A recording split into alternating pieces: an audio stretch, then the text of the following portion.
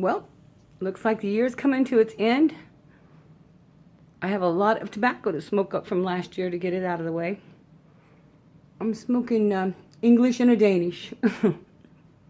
Nice bulldog. I loaded up 3 or 4 pipes this morning. This is when I loaded up. Getting ready to go outside for a little while. Thought I'd show you what I'm going to go out into.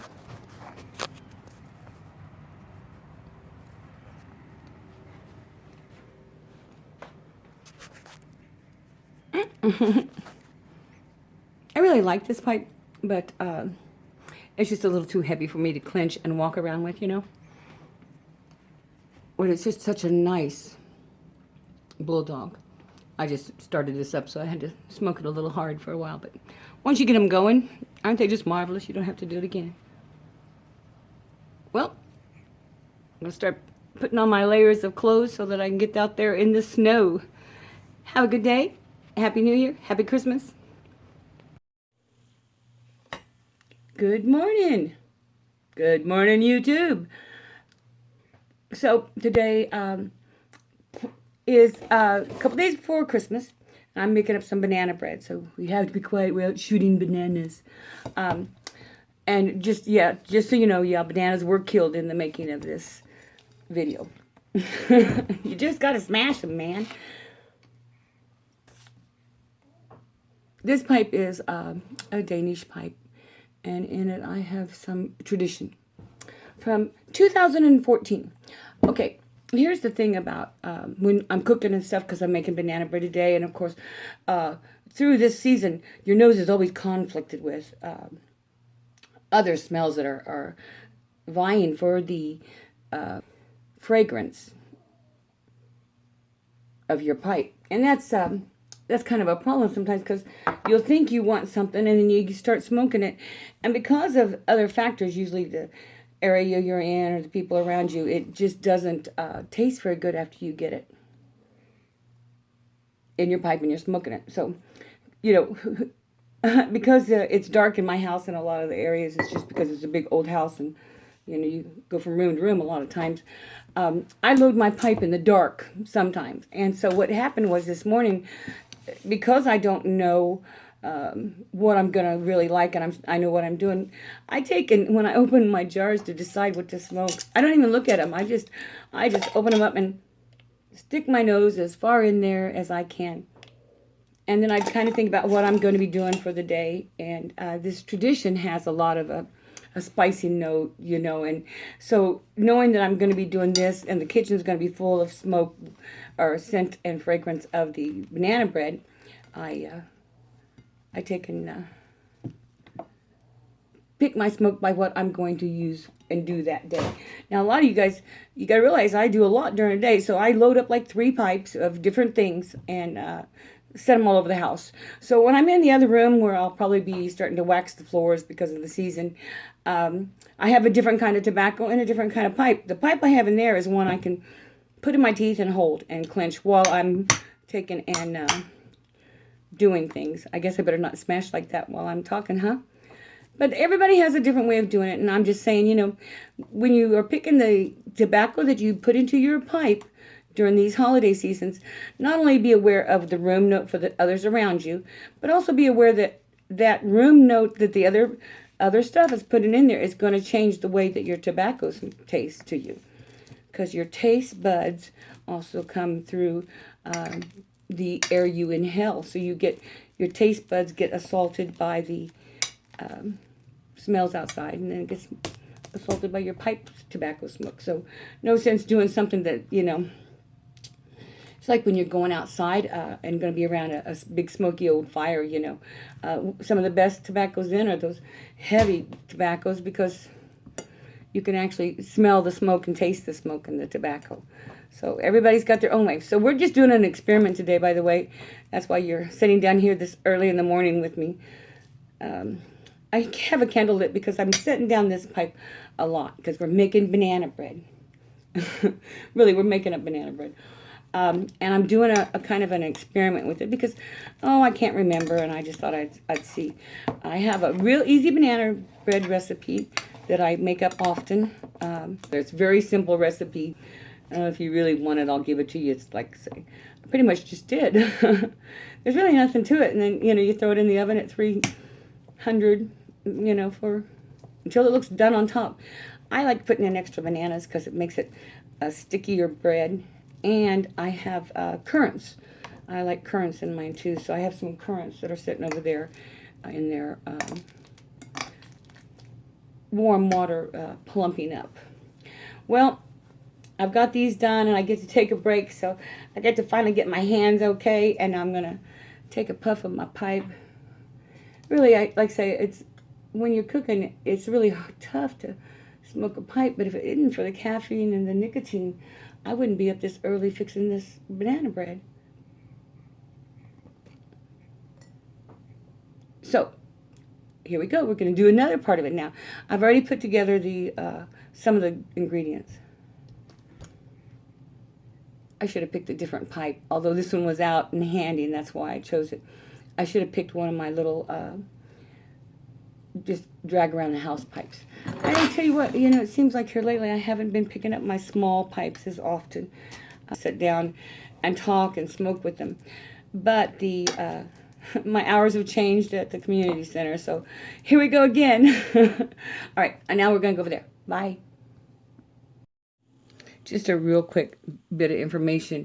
The easiest way to smash up these bananas is to just take your fork at a slant on that banana, and it'll just kind of come off in layers. Like say, it's easy to mash bananas.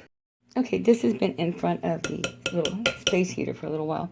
This one I've added my flour to. I know what consistency I want. It actually, like I say, it takes almost 2 cups of flour, but that is just because I know what my consistency is. And truthfully, oh, by the way, I hadn't added the egg to either of those mixtures a while ago, so I'm going to add that egg now.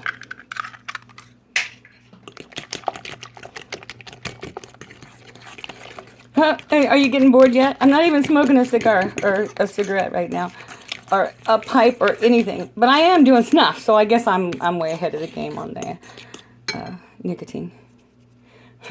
And I'm drinking a cup of coffee with mudslide in it. All right. Junk cooking with Sue.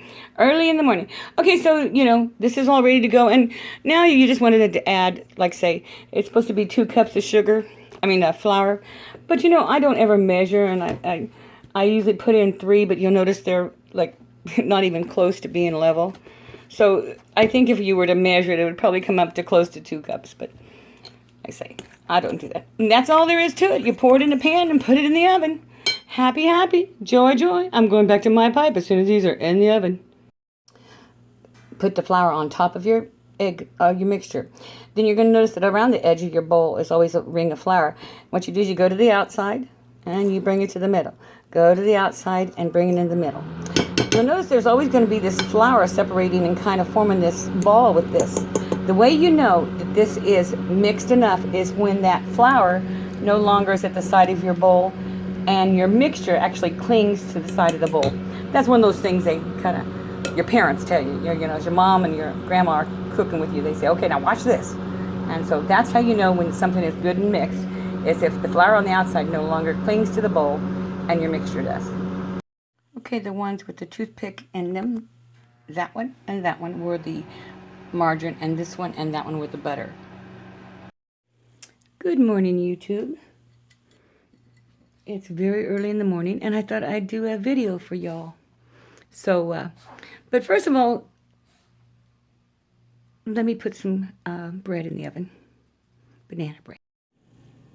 I always find it interesting how people talk about how great it is when you have a big house. You are insane. It's still my Danish pipe, and it's still got tradition in it. I think tradition came from a place in St. Louis. It's a brick and mortar tobacco, and it seems like during this Christmas seasons and during a lot of the different things, I use a lot of brick and mortar because a lot of them are cased, and I'm looking for flavor, so, All right, so, yeah, it's great. So I was doing the bread. Some of you will see it at the end. Some of you don't want to. That's okay. And I was doing an experiment between margarine and butter on my banana bread. So what you don't realize is the butter kept setting up because it's so cold in my kitchen. And you say, well, Sue, why is it so cold in your kitchen? Because I live in a great big ass house.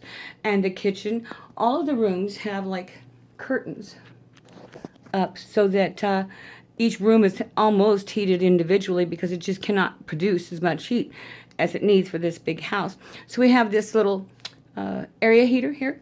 And so in the wintertime, like now, when it's so cold, however, this cold snap's about over already. Isn't that amazing? And we like wintertime now with this cold snap, I have to open up those doors and put that little space heater in front of it to keep the pipes from freezing. So yeah, it's great to have a big old house if you don't mind living like it was when they were built, unless you have a lot of money. And I don't have a lot of money. I just have a big house. I am poor because I have a big house. Okay, so I got my coffee. I just brewed a new pot.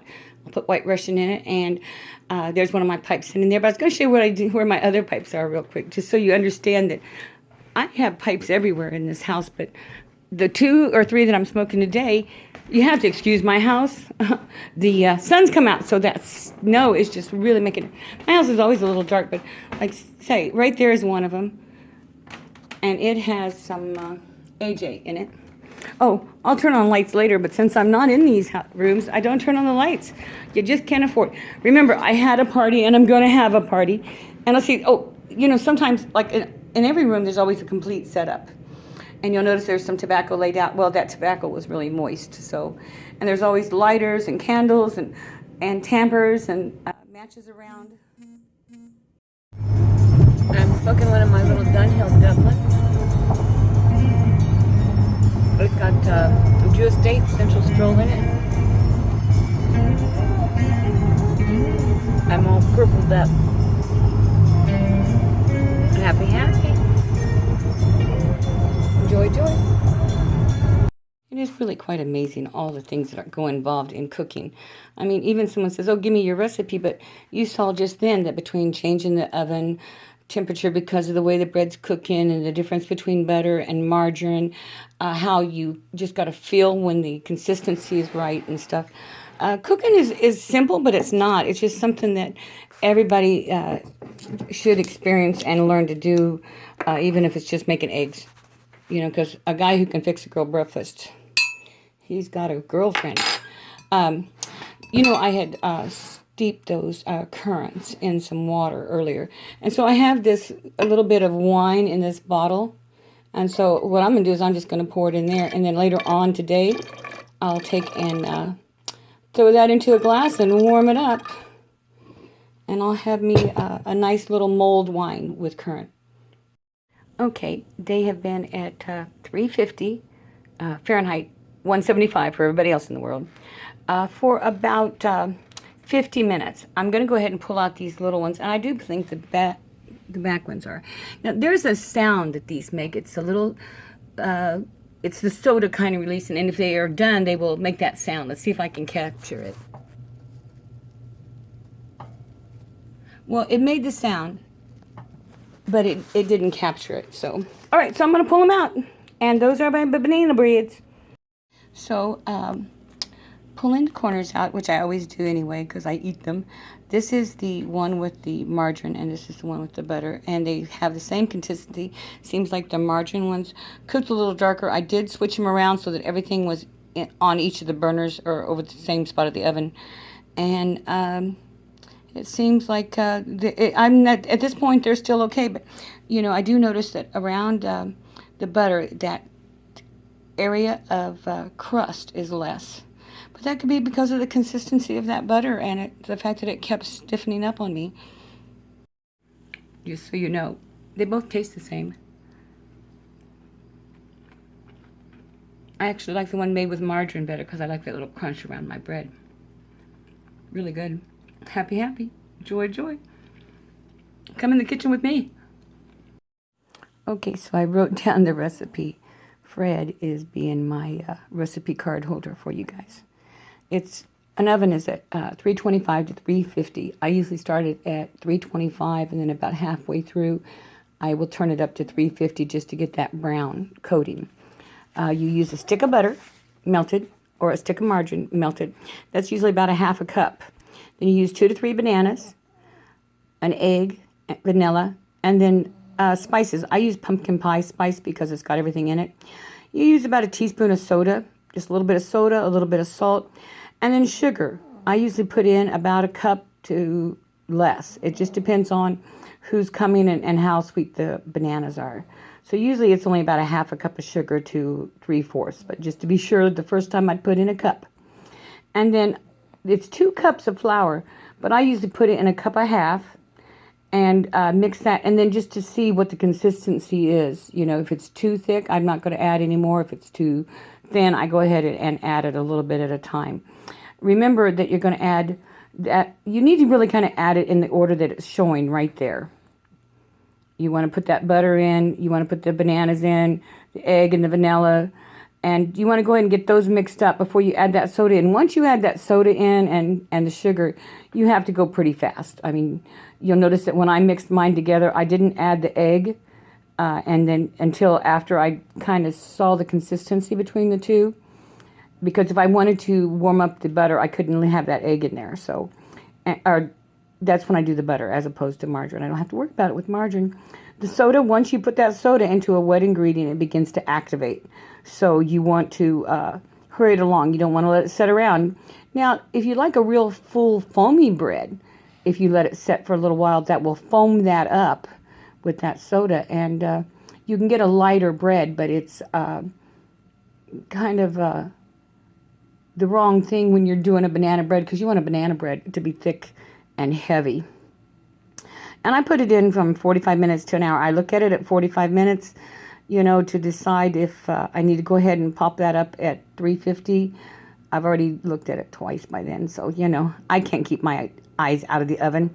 So there's the recipe, you know. It's not vegan. I'm sorry, Maxie, I was going to do something vegan, but, you know, I just don't have the stuff I was going to do. So, hugs to everybody. Merry Christmas. Happy New Year. Some of you guys know I have a friend that has a tobacco shop. Well, he's Corey Frisbee. He is Weston Cigars. And he sometimes will give me his bits and scraps of his cigars. And so what I take and do is I put him into a cardboard egg carton. I wad them up in there, and there's a bunch in here that I did that with. Because, you know, I use beeswax all the time to light my pipes with, and since I smoke so much, I get a lot of bits and pieces of the beeswax. So I pour it in there, and then when I start a fire in the chimney, you know, I have one of those little fire things there. And so I use this because it's already waxed and it really lights well. And you would be amazed at how wonderful it smells. It smells like someone smoking a pipe or a cigar out there. And, you know, and like I say, because it's got the wax, it burns for a long time and it helps start that fire. So that's what I do with, like, the tobacco that I get from Weston Cigar Company. That's just, you know, trash tobacco. We were putting together some wood to go into our fireplace, and we just kind of thought that you would think these pieces would neat. See how the tree has grown around the brick?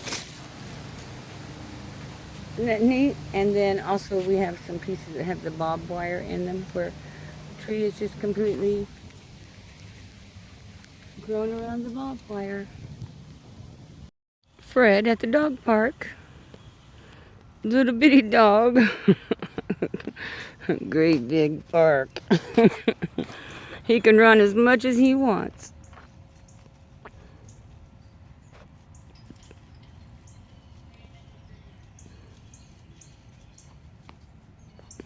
It's actually a very nice dog park. It's got like 6 different little fenced-in areas that you can take your dogs to, depending on your size of dog. This is up next to the VA hospital, which is really kind of neat because that's a nice thing to do with the property. Across the way are still some of the old houses.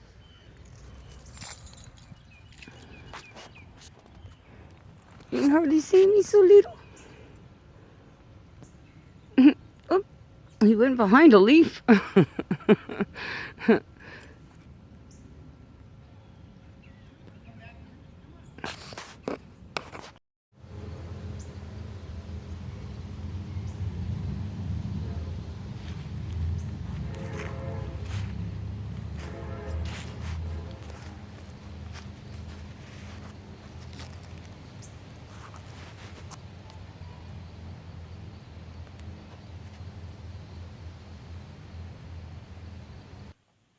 Good morning, YouTube. I'm not really sure why, but whenever I wear this certain set of coveralls, men sure look at my chest a lot. Wonder what it is. You know, it just doesn't make sense, does it? It's the end of another long day, and old Vicky and I are going to go to bed. Good night.